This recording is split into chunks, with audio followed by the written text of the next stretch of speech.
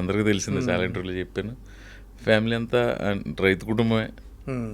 అక్కడ నుంచి వచ్చి ఇంక ట్రయల్స్ మొదలుపెట్టి కొంతకాలం అయిన తర్వాత మళ్ళీ వెళ్ళిపోయి, అదేదో ఒక షూటింగ్ దగ్గర సునీల్ గారు కనపడితే ఆయనకి నాకు ఎందుకో ర్యాపో కుదిరి, తర్వాత అలాగా ఒక పరుగు సినిమాలోకి రావాలని ఎందుకు అనిపించింది అసలు? అది కాలేజీ రోజుల్లో పడిందన్న. మనకు కుటుంబ నేపథ్యంలో లేదు, ఎవరు లేరు. కాలేజ్ చదువుకున్నప్పుడు కొంచెం స్టేజ్ మీద అవి పెర్ఫార్మెన్స్లు చేసినప్పుడు మల్కీపురం డిగ్రీ కాలేజీలో అక్కడ చదివినప్పుడు పడింది. యాక్టర్ అక్కడ బీజం పడింది, అక్కడ పడింది. ఓకే. అంటే ఒక పలానా చిరంజీవి గారినో, గ్యారంటీ చిరంజీవి గారి ఎవరిని చూసి ఇన్స్పైర్ అయ్యి, చిరంజీవి గారినో, బాలకృష్ణ, ఒక ఆర్టిస్ట్ అంటూ ఒక హీరో ఉంటాడు మనకు, హీరో. ఆ హీరోని చూసి ఇన్స్పైర్ అయ్యి సినిమాలోకి వచ్చినామని చాలామంది చెప్తుంటారు.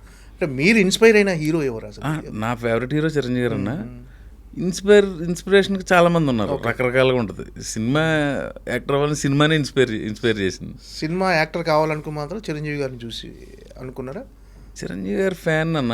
చిరంజీవి గారిని చూసి ఇన్స్పైర్ అవుతుంది. నేను హీరోని కాదు కదా, నేను కమెడియన్. ఆర్టిస్ట్గా అందరు ఇన్ఫ్లుయెన్స్ ఉంటుంది.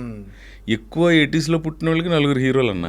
అప్పటికి రామారావు గారు, కృష్ణ గారు, సోహన్ బాబు, కృష్ణ గారు, ఇది తగ్గిన తర్వాత చిరంజీవి గారు, బాలయ్య గారు, నాగ్ సారు, వెంకీ సార్, వీళ్ళ ప్రభావం ఎక్కువ ఉంటుంది 80s పుట్టిన వాళ్ళు, 80s తర్వాత పుట్టిన జనరేషన్కి.